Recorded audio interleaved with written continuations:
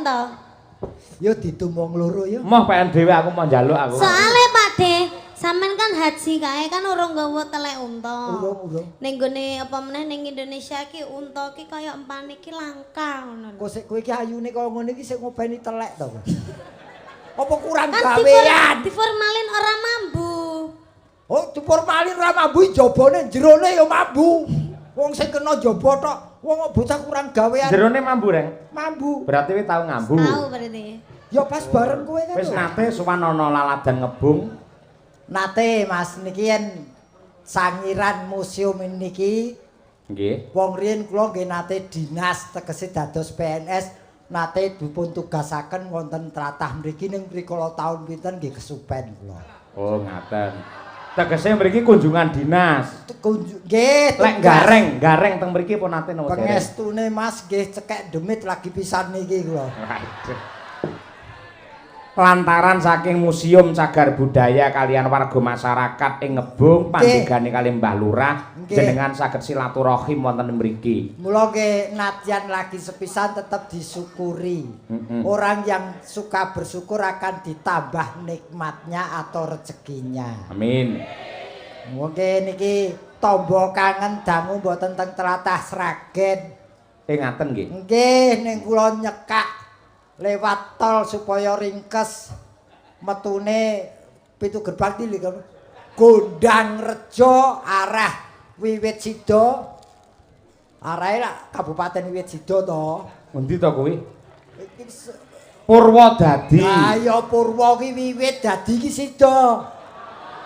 Kose sing jenenge wilayah jeneng wong ngono ki ora kena dibasake, ora kena diganti. Lho wong iki saking pintere iki ngene iki. Lek ngono berarti nggen susuke jenenge Kota Mbajul Kesupen. Lah kuwi terserah. Woi desane genah desa Tunas Pring.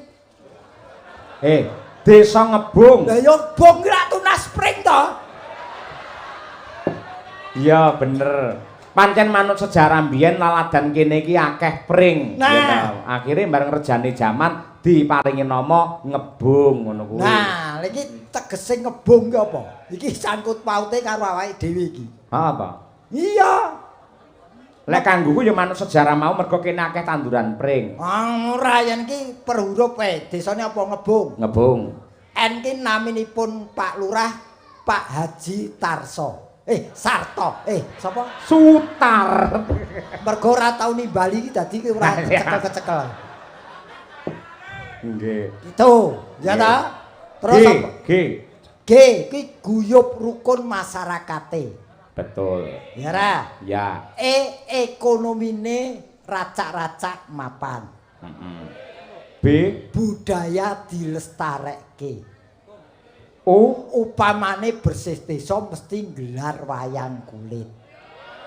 N Ning dalange urung tau Cahya Kuntadi. G terakhir gareng apa meneh. Lah iki kanggo mancing iki. Iya. Muga-muga taun ngarep bersih desa awake dhewe sing ditimbali. Wau panitia sampun paring dawuh Pak Gareng. Nggih. Insyaallah taun ngajeng mangke tetep dalangipun kula lan Madangkara Group bintang tamune tetep Niken Salindri ning mboten ngangge pelawak ngoten. Nggih, kula namung sagedipun wiritan BTL. Apa kuwi? Batal.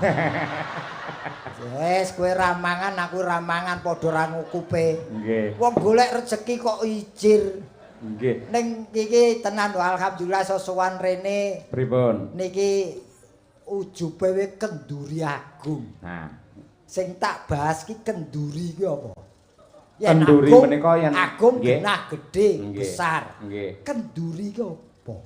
Menawi maknanipun menika sujud syukur utawi ucap terima kasih para warga masyarakat Ngebung dumateng Gusti ingkang nyipta jagat kang sampun paringaken malembaring kanikmatan.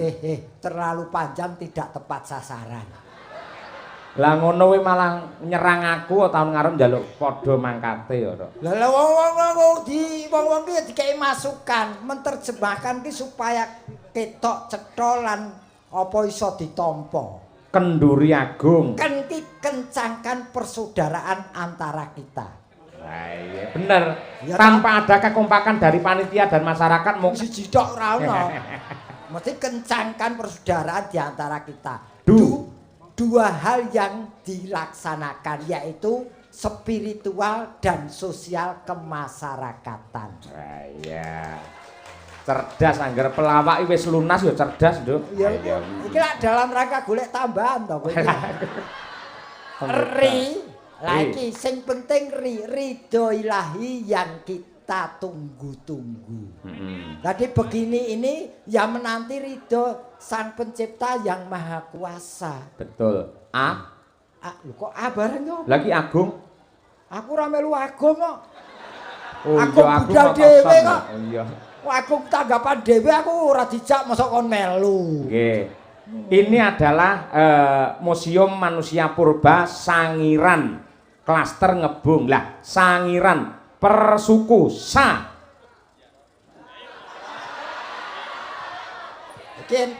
Iki yen iso kudu plus-plus lho iki.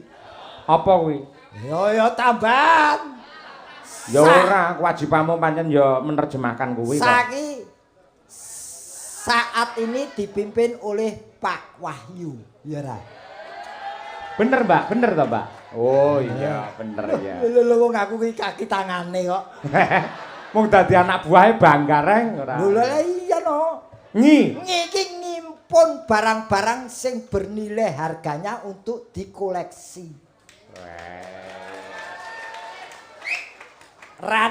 Rancangan belanja dan rancangan apa program-program itu langsung dari Dirjen Purbakala. Ya. Sik aja marem sik. Kecamatane Kali Jambe. Ki suwe-suwe iso tekan bupati lho iki. Kaki kabupatene melu Sragen. Betul. Li. Angel iki mudiar kowe. Ayo. Li. Iki lho Li. Aja linambaran lho ya, aja linambaran lho ya. Li mau apa to, Nduk? Pokoke ra entuk linambaran, ra entuk lingkungan, ra entuk ayo liyane, ayo.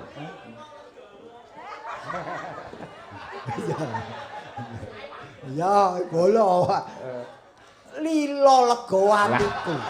Lah gur melu penonton aku ya iso ora. Lah kepiye to? Wong jenenge wong apik ditiru kok ora entuk. Lilo legawa ora oleh. Lega ati. Ora oleh lilo legawa, ora oleh linambaran. Ayo, ora oleh lingkungan, liyane, liyane. Kowe duwe li to? Liyane, ayo. Liyane maksude iki. Iya ya. Nah, iya. Li 59 umurku durung tau ditimbali ning kene. Wah iya. Lah iki baru cerdas. Li jam. Lho kok aku jam bareng? Kali Jambe. Jaman biyen nganti saiki ki lho ora urung tau ditimbali rene. Pongkon nerangne malah muring-muring ora. Ayo. Iki sing angel dhewe mburi dhewe lho. B.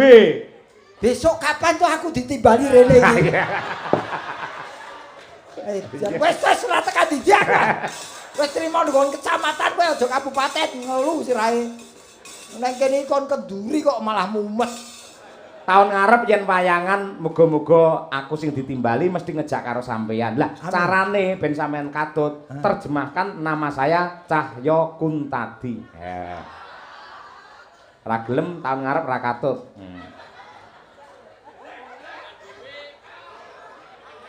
Ayo selak isu ayo. Iya. Cahyo ha iki. Cah Blitar saiki uripe ning tlatah Solo Raya. Wah. Ya ra? Ya. Iya apa ora? Iya. Bener apa ora? Leres Pak De Gareng. Yang bener ki cungi jempol to. Iya. Jempol mudhun ayo. Yo. Yo iki dalang yo dosen. Heeh. Kondang minangka dalang sanggit carita. Kondang itu tulisannya K.O. Rakun. Ayo gumantung sing ngomong sapa? Yen cara pesisiran ya kondang. Ngaya. Terus tandange ngedapi-dapi. Terakhir dipek kesi. Kaya cemawis semepak meto. Aku rada protes sing ngono lho. Cahya Kuntadi lah kothakmu kok mbok tulisi CK iki apa? Lho, Cahya Kuntadi kan disingkat. Lah kowe ora adil, kowe golek pangan kesi. Dadi kane kesi katut, dadi bojomu tetep mlebu kotak. Kok padane wayang mau piye mlebu kotak iki. Tegese nyawiji dadi siji karo kowe ngono lho. Iya, boleh Ngono seperti adil itu. jenenge lanang wedok kuwi golek pangan bareng ngono lho wis apik. Heeh. Bojoku Sitongkas ya, Sukesi. Ayo. Nunut sitok ae aku. Ayo. Ngapa? Kesi. Supelen pas sugih duit. Tapi ora duwe dhuwit kereng no apa piye? Wah. Apa enek wong mekrok? Lho ya to. Kek. Aku didukung ya aku. Ah iya. Kepoke. Kek. Mbok dike ya, oke ya. Ya boleh. Ya. Kene karo kono pancen pasangan sejati. Terima kasih. Ya. Si, siapakah yang memimpin? Karis kowe iki karo Kesi judu. Ning diantara dua iki siapakah yang memimpin rumah tangga? Ya kena aku imame rumah tangga cara Islam mo. Sumpah? Ya. Maksudmu nggih napa? Kowe wani karo Kesi. Jujur ya, jujur. Pancen aku rawani mergo wis konangan ping 3. Ora kuwi jeneng bukannya tidak berani. Menghormati istri itu penting. Nah, nggih. Karena itu nanti menjadi teman kita hidup selama kita diberi nyawa. Amin ya rabbal alamin. Wong nakal ki dientek-entekke rikala mbiyen saiki kudu wis tertib. Contono aku. Contoh apane? Kowe tau ngerti wiwit manggung ning kene iki tau krungu Gareng selingkuh apa meneh karo sinden? Ya ora tau krungu mergo kowe pancen primpen kok kowe. Ah iya. Ah iya. Wong pancen iki hobi kok. Alah, Ora hobi ya sing apik-apik. ya tumindak sing becik. Ae iki seorang figur publik yang bisa dicontoh oleh penonton yang menonton. Nah, Ora betul. mau ngomongane tok ning kelakuane ya kudu sing apik. Iya. Kalau bener. soal dalang itu misuh utawa apa ini hanya seorang teaterawan. Iya. Dadi kuwi mung nglakokke wayang yang dosa muka kok ora misuh kuwi ya ora apik. Kadang sing ora ngerti kok wayang kok misuh-misuh dosa muka kok kon alim iki piye. Ya. Saya aku tak takon. Mas Gareng, Nun. aku lak cah nom, Iya. yen dukur karo sampean kiai sepuh. Nggih. Ya toh. Ini di sini sudah membuktikan bahwa yang muda lebih yang hebat dan baik, yang tua kalah dengan yang muda. Ya didelok dari sisi mana dulu. Lah sampean harus didelok kok ngendi sik. Yen kowe muni Sing nom luwih apik. luwih Luwih pengalaman. apik, pengalaman luwih enak. Sing ngomong sapa? Wong kowe uripe dhisik aku tinimbang kowe. Buktine apa? Contone piye? Laire sik sapa? Dhisik sampean. Pengalamane akeh ndi? Ya akeh sampean. Nah, kowe pengalaman kowe kalah. Ya. Kowe ngarani pinter ndi? Ora ya pinter sing enom apa-apa ya luwih indah sing enom, luwih becik sing enom, luwih enak sing Sing enom. ngomong sapa? Wong laire wis sik aku kok iso apik kowe pinter kowe. Sik lek hubungane karo enak, sing enom karo sing tuwa ki enak ndi? Lho gumantung. Lek kanggone sampean. Lah yen pas mendem tuwa wae enak. Malah mendem jare arepe sadar malah mendem barange Lah kowe ya ngopo. takonmu ya nyeleneh kok. Yen buah nun sewu, pelem sing enom karo sing tuwa lak enak sing tuwa. Sing ngomong sapa? Aku. Takono wong nyidam kae. Kuwi pada umumnya wong Oh, ora iki wong ora meteng ya. umum kok umum ki WC kok. Malah tekan dindi Oh, ora. aja apa omong wae tetep tak bantah. Omong ki logika, Mas. Bukti lebih hebat sing muda terjadi di sini ngebung Kon sini. ngendi? Nun sewu. Sampeyan ngerti, nun sewu jangan bung ngerti. Ngerti? Kuwi dumadi saka apa? Pring sing piye? Sing nom. Nah, pring sing enom dadine jangan bung enak dipangan. Saya aku takon, pring sing tuwek nggih jangan bung enak ora kira-kira? Kok sik mung gur iso dienggo jangan iku kok sombong. Loh, Lah kae pring sing tuwa iku nggo gedhek iso. Dienggo apa sirape ya iso. ning dipangan apa ora? Loh, lah ning lak ya iso nggo golek pangan, nggo cagak ngono kuwi apa ora nggo golek pangan? Ayo. Dadi sing tuwa karo sing nom? Ya tetep tuwa. Ora iso. Kaya ngapa lan kepiye tetep apik sing enom. Nun sewu, sing luwih semangat, sing luwih sigrak, malah sok-sok luwih sehat ki sing enom. Kuwi gumantung bayarane. Kok teko bayaran? Ayo tipis ya tetep. Lek ngene tegese sini maksimal mungkin. Ngono. Wong ki mbok aja nyelaki kahanan. Nek iki ora perlu edel udur-uduran perkara enom. Bener, kalau sudah nyambut gawe apapun harus kita jalani dengan profesionalisme yang tinggi. Ya. Nah, dan jangan sok nyepelekke pekerjaan. Sekecil apapun pekerjaanmu hormatilah. Walaupun itu tidak membuat kamu kaya raya, paling tidak kamu bisa merasakan betapa hidup ini artinya. Wah. Elak. Yo wong sugih iki jujur Mas. Pripun? Kaya raya itu bukan impian saya. Saya tidak akan mencari kesenangan, tapi mencari ketenangan. Iki omongane wong tuwa ngene iki. Kowe urung nyandak iki. Ora karo nyandak kuwi gatekne ning ngendika kaya ngono jebul Kyai Sepuh ki. Dadi jenengan Kyai Sepuh. Wis tuwa. Wis. Tuwa tek ora ditebaske. Ha urung metu kentase, Mas. Tak goleke kanca Umi Hafifah. Tak tang tak dang yo. Bingersik. Ya, Nduk, sampean bocah enom wajib bekti karo sing sepuh. Nggih. Sungkem sik karo ya. Iki wong maju kok ngapa norma itu harus tetap dibawa. Tata krama ya, Rek. Tata krama kan delok pinter jara langit, kan delok spirituale ning norma tidak dibawa, akhirnya uripe bangsa kedungsang-dungsang. Iki ngene iki. Ya, matur ta Nduk, Om. Karo Pak Dikali. Nggih, wilujeng dalu, Kek.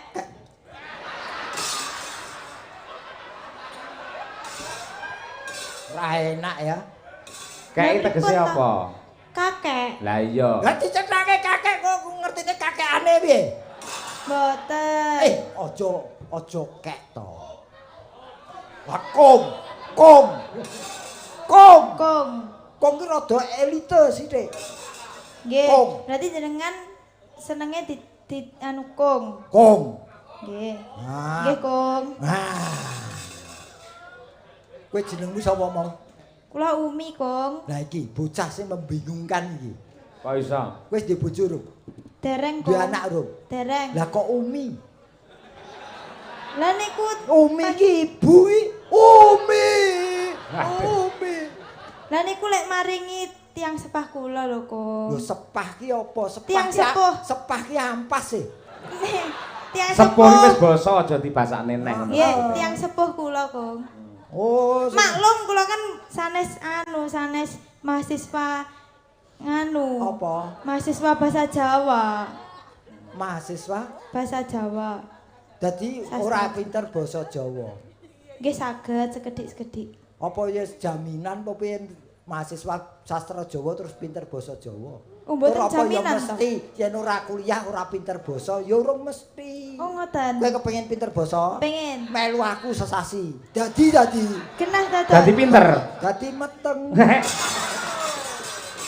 Yo dadi pinter kok takoni bareng. Aku mbelani karo anakku Umi. Kenapa jenenge kok Umi? Umi adalah ibu. Semoga besok itu adalah doa. Semoga besok menjadi ibu yang baik dan bijaksana. Ngono lho. Amin. Nek ya saiki wis kaprah akeh bocah nom-nom sing jenenge Umi. Ora beda mau tak bahas nang mburi. Haji kuwi tegese tamu. Betul. Tamu dikala kita sowan di tlatah tanah suci. Tanah suci. Mula Nggih. ning kono haji.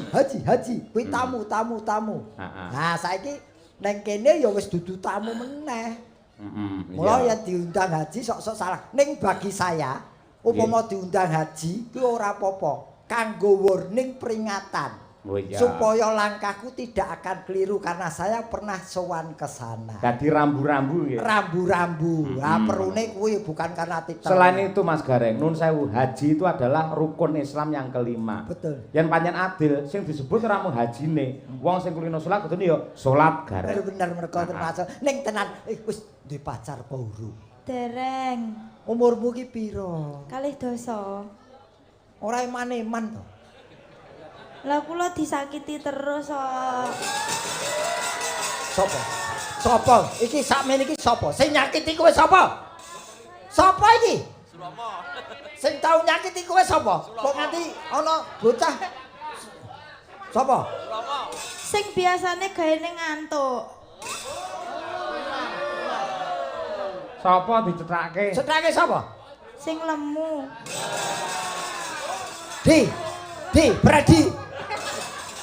Freddy, kowe gane nyakiti iki ya, Di? Jenenge dudu Freddy kuwi. Sopo? Mas Imam. Imam Sufredi. Ya wis ngene, wis ya wong ki lakon wajibe dilakoni. Kowe yakin bahwa nanti saatnya kamu pasti akan ketemu jodohnya. Nggih, Kong. Wis golek pacar ki kriteriane aja muluk-muluk. Sing penting kowe golek pacar ki lanang urip. Wis. Berarti kewan ya masuk rono berarti. Lho lho ki. Lah kok jare mung lanang urip. Kewan kae ya nek sing lanang urip ya ana. Loh, ora apa-apa kewan. Nadyan kewan ning kelakuane manusia. Tinimbangane manusia ning kelakuane kewan. Top. Berarti kethek oleh. Lho yen kowe kolu, monggo. Aku surar nasihati kowe. Reng, Apa? gandhengi bocah desa saka Pulung Ponorogo men nembang Putri Gunung. Oke. Tak bawane. Nggih. Lebet para piyai putri kang lenggah wonten laladan ngebung menika lek tebih saking kota nggih to. Nggih. Mugi-mugi menjadi putri yang hebat, solehah dan juga selalu bermanfaat untuk siapa saja. Amin. Bawani ya Om ya. Nggih. Kaya apa? Umi Hafifah. Uripku mapening gunung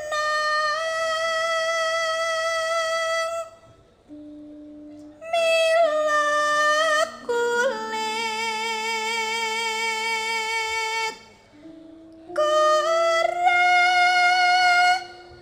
kora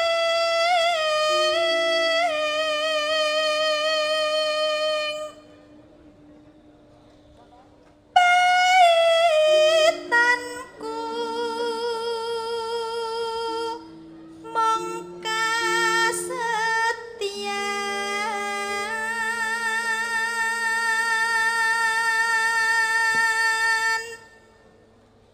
nanging kangmas Jakuwate.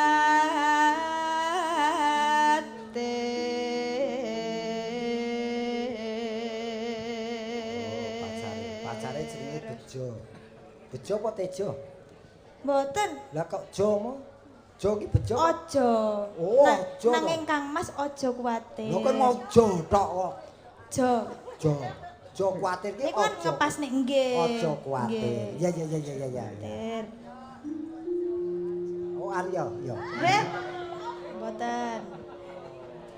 Ra bakal di ra bakal Ora bakal karepmu. Wis to tembang kok diprotesi lho ora. Ora bakal. Ra bakal ndika kuciwa gandeng tresno kelawan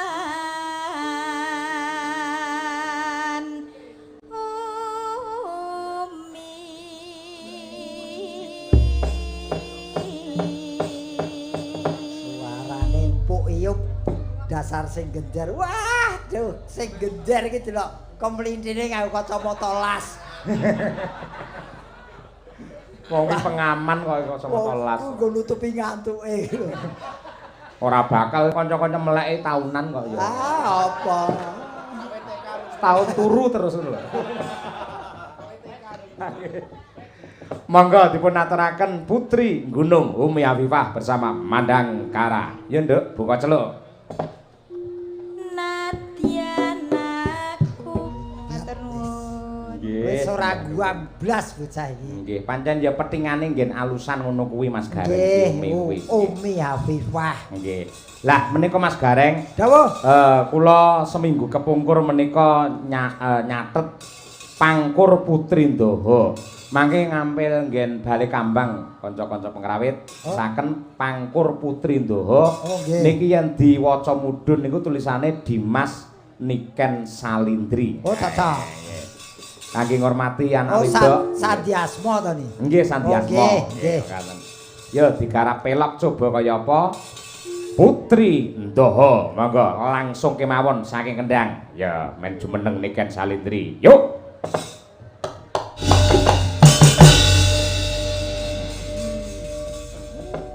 Iki anak wedok. Nduk sugeng dalu Niken Salindri. Sugeng dalu, Pak. Alhamdulillah. Iki kok nganti gara-gara jenengan. Nggih.